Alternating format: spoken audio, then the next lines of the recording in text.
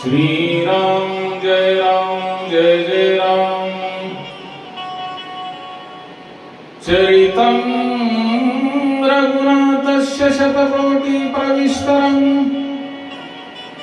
चरितं रघुनाथस्य शतकोटि प्रविष्टरम् एकैकाक्षरं पुषा महापातकनाशनम् एकैकाक्षरं पुषा महापातकनाशनम्। भावांनो, आजच्या कथेच्या भागामध्ये आपण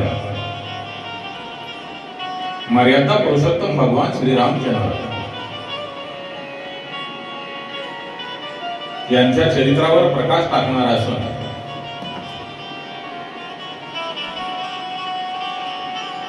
स्वतः भगवान महाविष्णू नारायण यांचा अवतार असलेला मर्यादा पुरुषोत्तम भगवान श्रीराम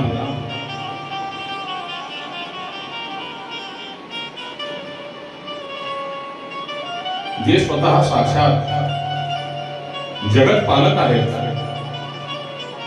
जगाचे पालनहार आहेत,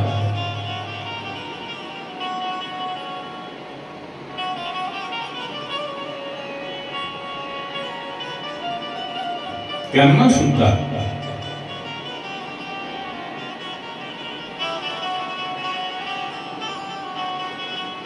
किती गोष्टींना सामोरे जावे लागते, त्यांच्या मनाच्या विरुद्ध जरी गोष्टी घडल्या तरी त्यांनी त्या सहजपणे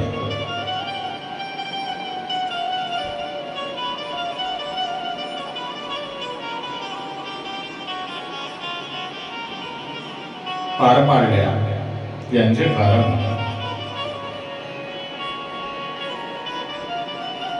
संयम। जीवनामध्ये संयम फार महत्वाचा आहे।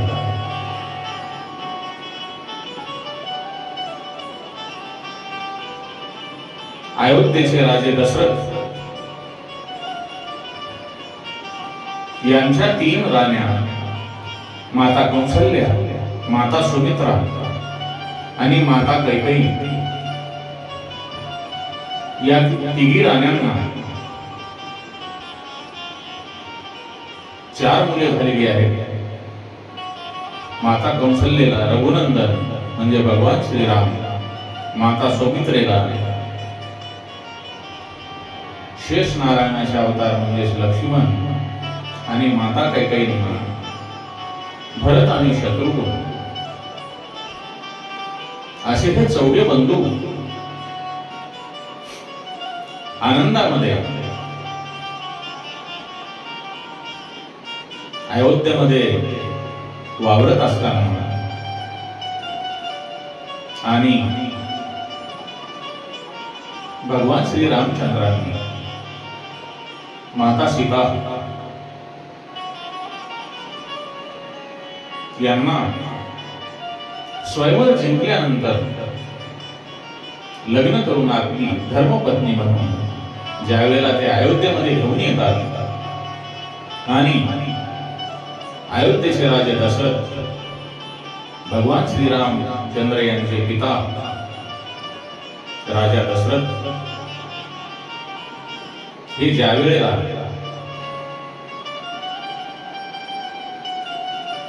आपल्या मुलांचा म्हणजे प्रभू रामचंद्रांचा अयोध्येचा राजा म्हणून राज्याभिषेक करण्याची तयारी करत असतात, तो प्रसंग ऐकून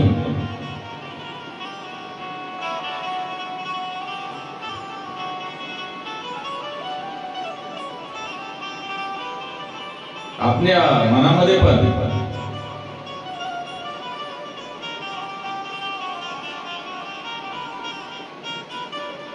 एक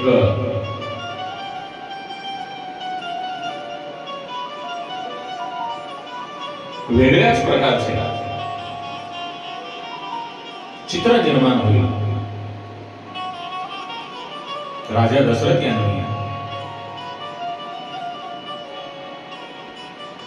उद्या आपल्या ज्येष्ठ पुत्राचा भगवान श्री रामचंद्रांचा राज्याभिषेक करून अयोध्येचे राज्य त्यांच्या स्वाधीन करावयाचे आहे.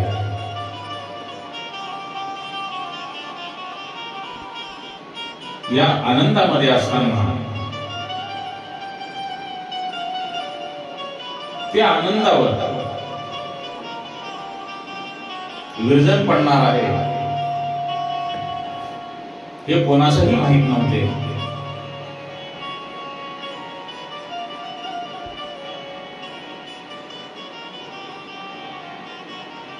गोष्टी कशा घडतात पहा.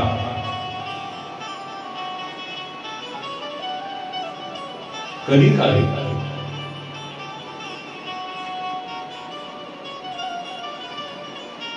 राजा दशरथ हे युद्ध करण्यासाठी, देवांचा राजा यांना युद्धामध्ये मदत करण्यासाठी आपली लाडकी पत्नी कैकेयी यांना सोबत घेऊन गेले होते. त्यावेळेला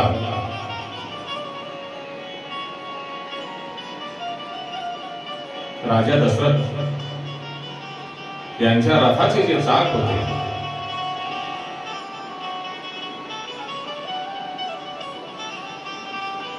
ते निघून पडत असताना माता कैकेयीने त्या चाकाला हातभार लावल्यामुळे राजा दशरथांनी आपल्या पत्नीवर खुश होऊन वर मागण्यास सांगितले होते. त्यावेळेला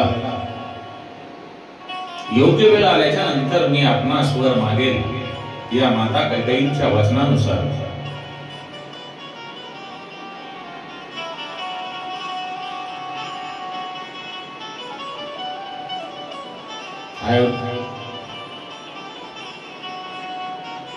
माता कैकेयींनी रामराज्याच्या अभिषेकाच्या वेळी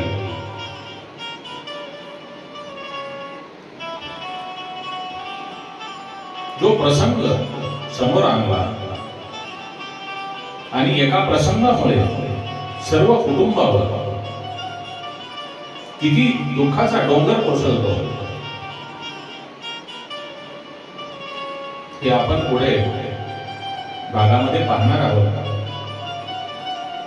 राम राजा होणार आहेत यामुळे पूर्ण अयोध्येमध्ये जल्लोष होत होता.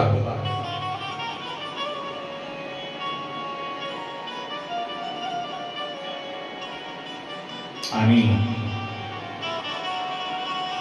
दुसऱ्या दिवशी सकाळ निघते प्रभू श्री रामचंद्र हे गादीवर बसणार, अयोध्येचे राजे होणार. हा सगळा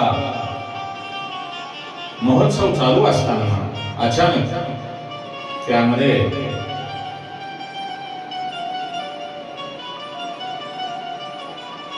माता कैकेयींची जी मंथरा नावाची दासी असते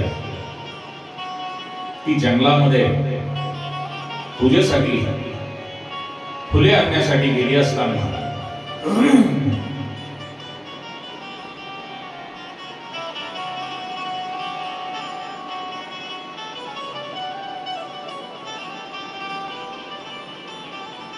ती ज्या वेळेला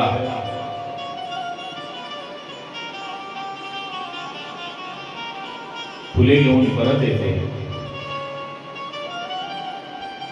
त्यावेळेला ती माता कैकेयीला सांगते, कैकेयी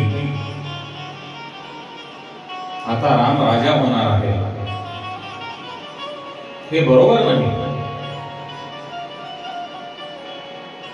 तेव्हा माता कैकेयी दासी मंथरेचे ऐकून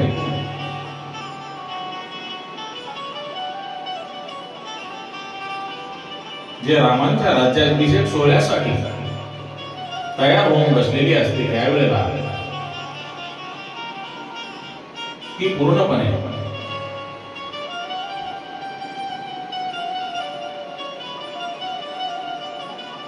आपण केलेला साज संग्रह काढून राणीच्या वेशामध्ये असलेली साज श्रंगार केलेली माता कैकेयी आपले पती राजा दशरथ यांना बोलावून घेते आणि सांगते, हे महाराज, आपण जे मला 2 वर दिलेले होते त्या वरांची आज तुम्ही पूर्तता करा. तेव्हा राजा दशरथ तिला म्हणतात, ठीक आहे. तेव्हा माता कैकेयी सांगते, एक वर मला असा द्या, तुम्ही जो रामाचा राज्याभिषेक करीत आहात त्यांना 14 वर्षाचा वनवास द्या. आणि दुसरा वर म्हणजे जो माझा भरत आहे त्यास अयोध्येचे राज्य सुपूर्द करा. माता कैकेयीच्या मुखातून ज्यावेळेला हे शब्द निघतात त्यावेळेला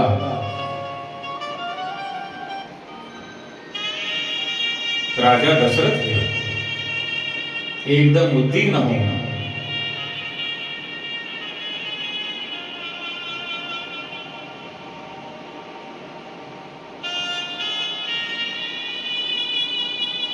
त्यांच्यावर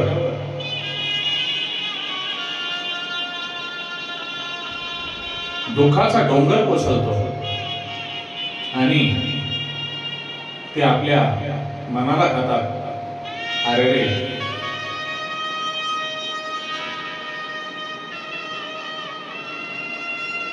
मी कैकेयीला वर देऊन चूक केलेली आहे. तेव्हा ते माता कैकेयीला, हे कैकेयी, तू माझ्या रामाला वनवासात पाठवू नकोस. तू आणखी दुसरा कुठलाही वर माग, मी तुला द्यायला तयार आहे. परंतु माता कैकेयीने आपले पती अयोध्येचे राजे राजा दशरथ यांचे काहीही ऐकलेले नाही. महाराज दशरथ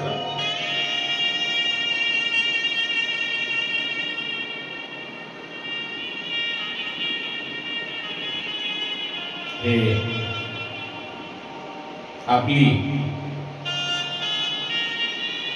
लहानी पत्नी माता कैकेयी तिच्या महलामध्ये बेशुद्ध अवस्थेत पडलेले आहेत आणि त्यांनी माता कैकेयीला एक वर देऊन प्रभू रामचंद्रांना 14 वर्षाचा वनवास दिला आणि दुसऱ्या वरांवर भरतास अयोध्येची राजगादी सोपवावी असा वर दिलेला असल्यामुळे ही माहिती मर्यादा पुरुषोत्तम भगवान श्री रामचंद्र यांच्या कानी पडल्यानंतर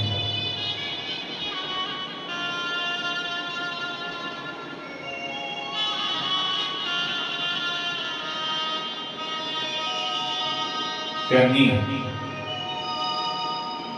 प्रभू रामचंद्रांनी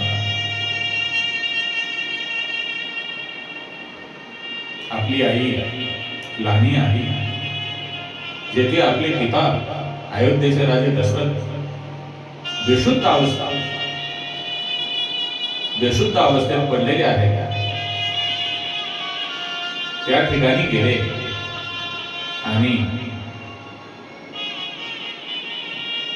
माता कैकेयीचे दर्शन घेऊन, हे माते, आपणास जसे माझ्या वडिलांनी 2 वर दिलेले आहेत त्याप्रमाणेच सगळे काही होईल. मी माझ्या वडिलांनी आपणाला दिलेल्या वचनाप्रमाणे 14 वर्षाचा वनवास भोगण्यास तयार आहे.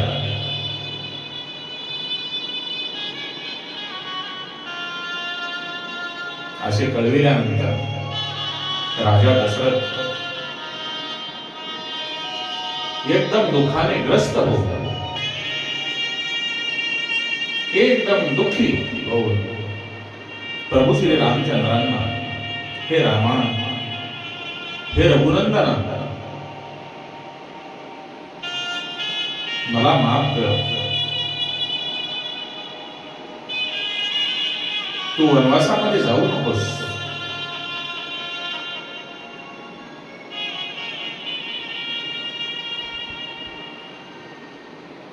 असे म्हणून आपला पुत्र मर्यादा पुरुषोत्तम भगवान श्रीराम यांना एकदम व्याकुळ होऊन बोलत होते. परंतु आपल्या वडिलांनी जे आपल्या आईला दिलेले वचन आहे ते मिथ्या ठरू नये, ते खोटे ठरू नये म्हणून मर्यादा पुरुषोत्तम भगवान श्री रामचंद्र यांनी आपले पिताश्री राजा दशरथ आणि माता कैकेयी यांचे दर्शन घेऊन त्यांच्या महालातून बाहेर पडलेले आहेत. बाहेर पडल्यानंतर ही सर्व वार्ता पूर्ण अयोध्या नगरीमध्ये पसरल्यानंतर राजा होणारे प्रभू रामचंद्र हे अयोध्येचा राजपाट सोडून 14 वर्ष वनवासासाठी जात आहेत. यामुळे सर्व अयोध्या नगरीवर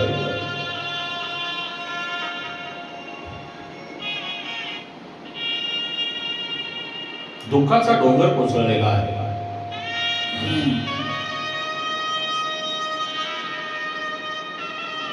माता कैकेयीच्या महलातून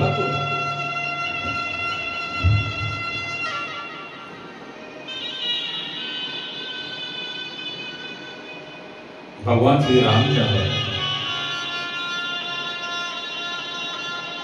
आपली आई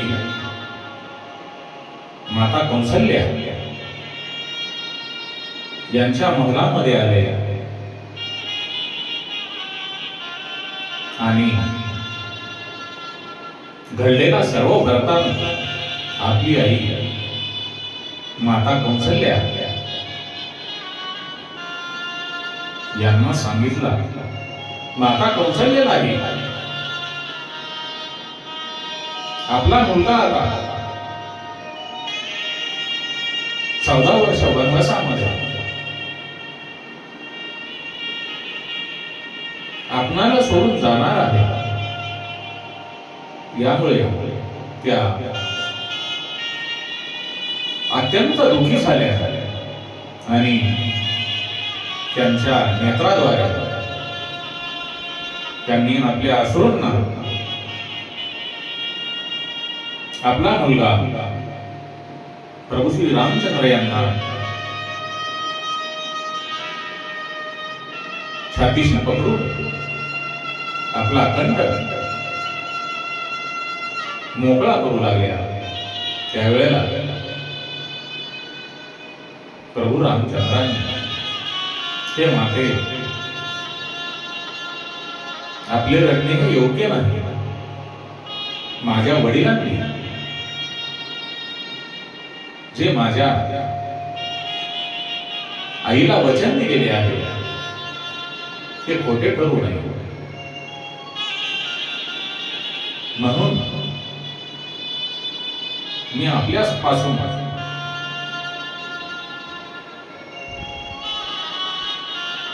दूर जात आहे. 14 वर्षानंतर मी परत येईल.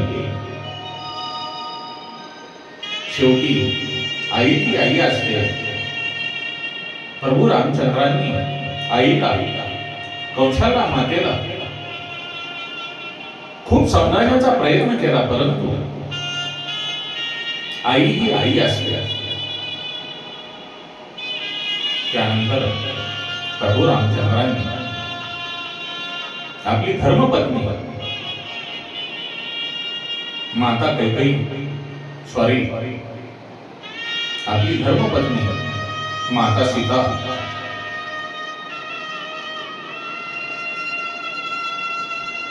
यांची भेट घेऊन आपली धर्मपत्नी माता जानकी यांना सर्व बाबतीत माहिती दिल्यानंतर माता जानकी म्हणते, हे प्राणनाथ, आपण 14 वर्ष वनवासामध्ये जात आहात, तर मग माझे इथे काय काम आहे? जेथे माझे पती असतील तेथे मी आनंदाने राहणार. बाबांनो,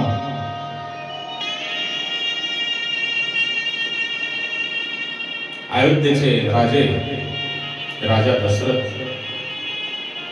यांच्यापेक्षा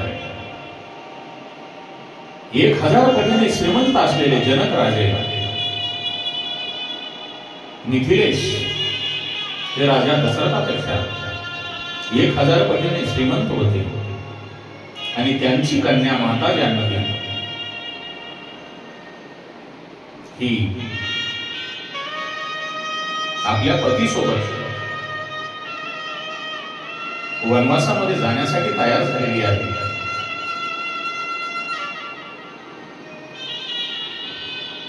हीच माहिती शेष नारायणाचे अवतार असलेले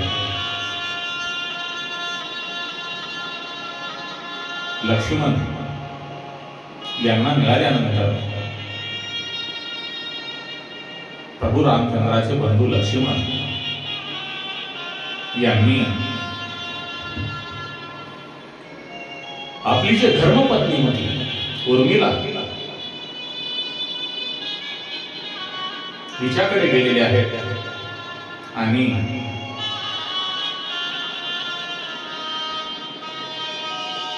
तिला बोलणार, परंतु आपला पती काय बोलणार आहे हे उर्मिला रमणार. लक्ष्मण यांचे मनोगत ओळखणारी उर्मिला तिने पती बोलण्याच्या अगोदरच, लक्ष्मण बोलण्याच्या अगोदरच, हे प्राणनाथ, आपले ज्येष्ठ बंधू प्रभू रामचंद्र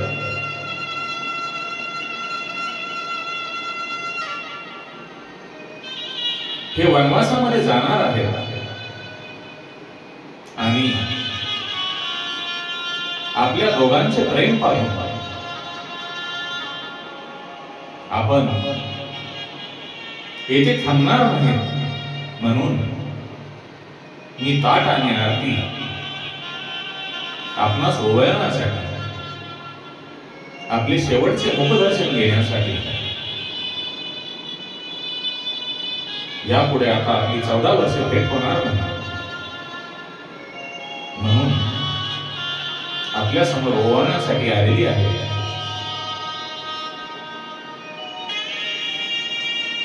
हे प्राणनाथ, जे जगाचे पालक आहेत, मर्यादा पुरुषोत्तम भगवान श्रीराम, हे साक्षात भगवान महाविष्णू नारायण आहेत. आपण शेषाचे अवतार आहात. आपण भगवंताच्या सेवेमध्ये तत्पर असतात आणि आता आपण त्यांच्या सोबत आनंदाने जावा. मी आपणास माझ्या अंतःकरणातून मोकळीक देत आहे.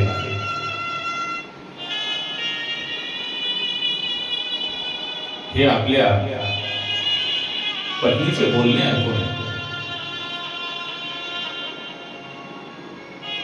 लक्ष्मणाला सुद्धा धक्का बसलेला आहे आणि आपल्या पत्नीची आज्ञा घेऊन सौमित्र आहे, आपली आई सौमित्रा यांच्याकडे येऊन मातेचे दर्शन घेऊन सौमित्रा मातेला सांगतात, हे माते, माझे ज्येष्ठ बंधू हे वनामध्ये जात असल्यामुळे मी त्यांच्यासोबत जाणार आहे. माता सौमित्रा आपल्या पुत्रास लक्ष्मणास सांगते, हे लक्ष्मण, तुझा जन्म हे प्रभू रामचंद्राच्या सेवेसाठी झालेला आहे. बेटा, बाळ, तुला काही झाले तरी चालेल, पण माझ्या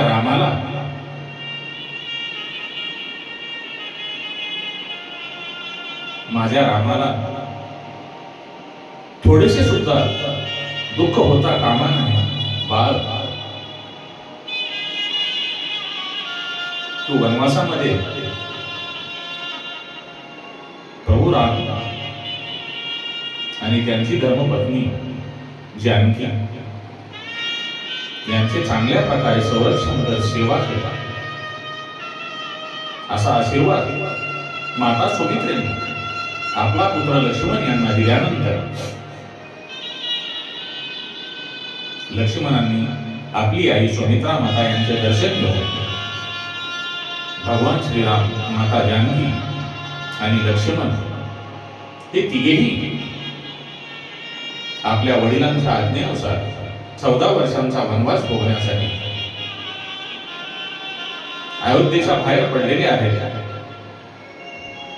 माता कैकेयीच्या महलामध्ये राजा दशरथ हे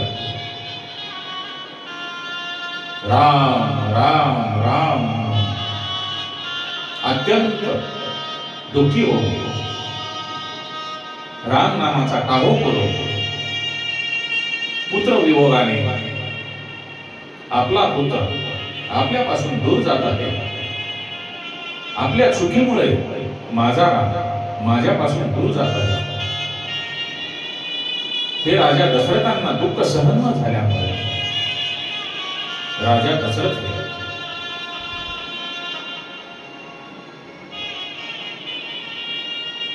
दुःख करून आपला प्राण त्याग करा.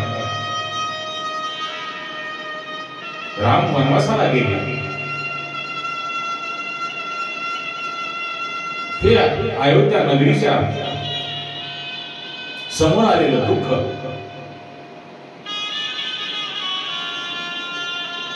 सावरण्याच्या तयारीत असताना दुसरं दुःख म्हणजे अयोध्येचे राजा दशरथ यांना आपला पुत्र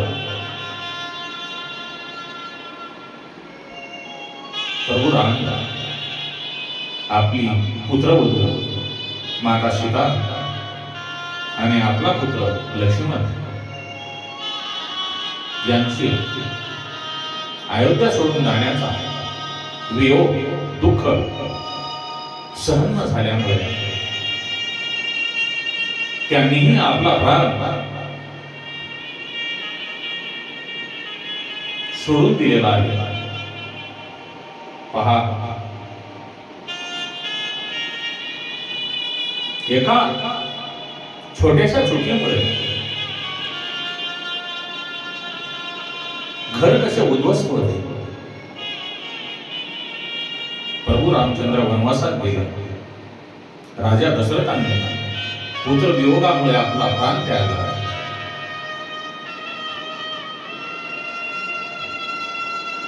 भरत आणि शत्रुघ्न यांना आणण्यासाठी ते मामाच्या गावी असताना त्यांना निरोप देऊन बोलावून घेतले आणि ते अयोध्येच्या वेशीमध्ये आले असताना त्यांना आपल्या वडिलांच्या निधनाची बातमी कळाली आणि ज्येष्ठ बंधू रामदेव आपल्या आईच्या कृत्यामुळे वनवासाला गेलेले आहेत. राम आणि भरत वेगळे नाही. भरतांनी राज्य गादीवर बसण्यास विरोध केला. ते परत प्रभू रामचंद्रांना परत आणण्यासाठी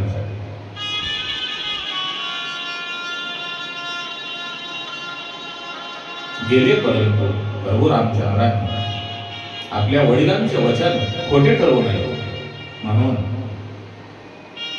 आपल्या पादुका आपला बंधू भरत यांच्याकडे दिल्या आणि त्या पादुका राजसिंहासनावर ठेवून भरतांनी आपला छोटा बंधू शत्रुघ्न यांना राज्याचा कारभार पाहण्यासाठी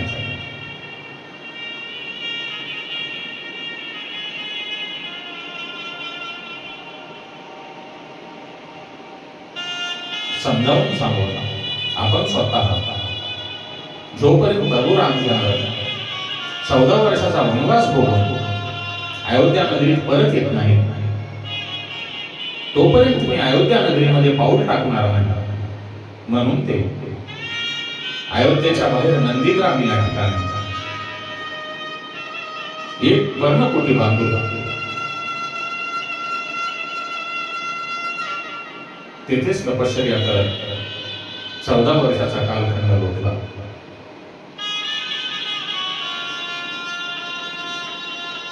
बाबांनो, प्रभू रामचंद्र वनवासाला गेले. भरतांनी त्यांच्या पादुकांना राजगादीवर ठेवल्या. भरत हे नंदीग्राम ठिकाणी राहू लागले आणि शत्रुघ्न जे राज्याचा कारभार पाहत होते ते राजमहालामध्ये ऐश आराम न करता राजमहालाच्या बाहेर जो मोठा दरवाजा होता त्या दरवाजावर रोज रात्री तिथे ते शयन करायचे, तिथे झोपायचे. एके दिवशी माता कौसल्या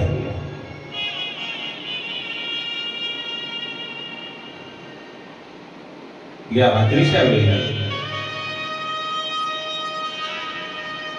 उठले असताना त्यांना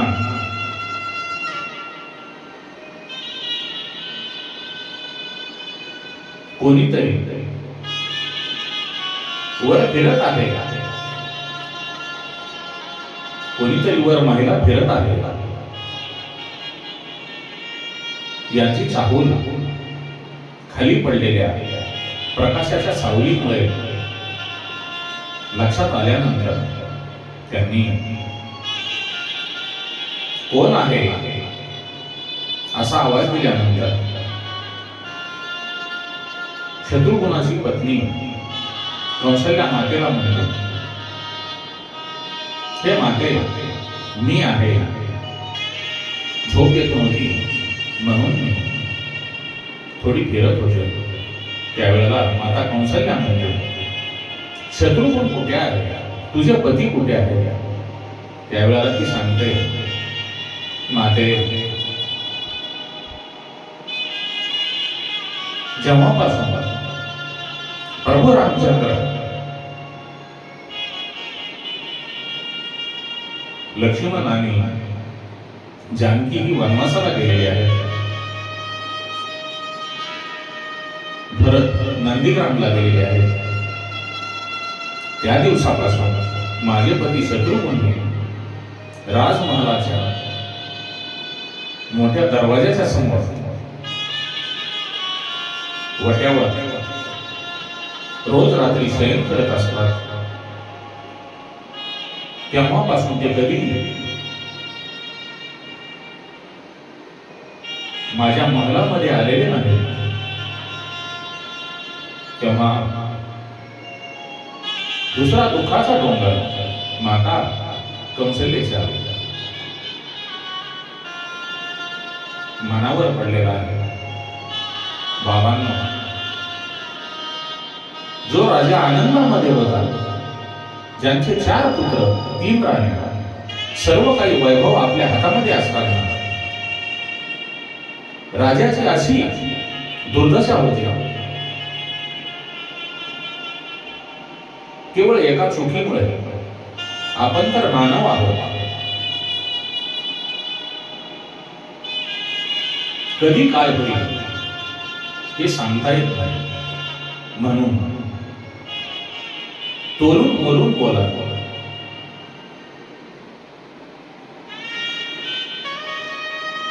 आणि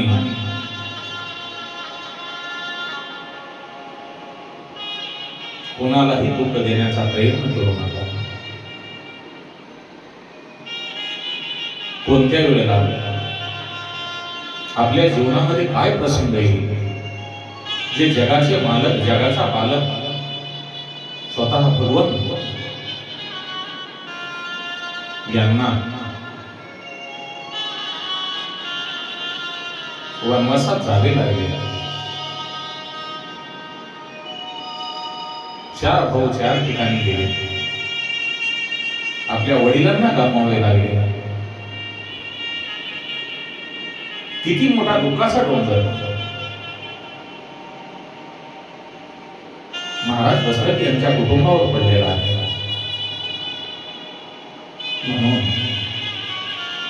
जीवनातला एक एक आनंदाचा क्षण प्रभू नाम संकीर्तनामध्ये घालवा.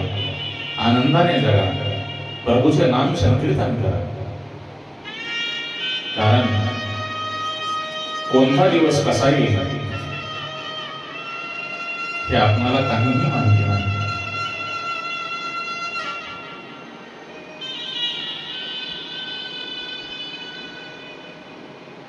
श्री राम जय जय राम. श्री राम जय जय राम. श्री राम जय जय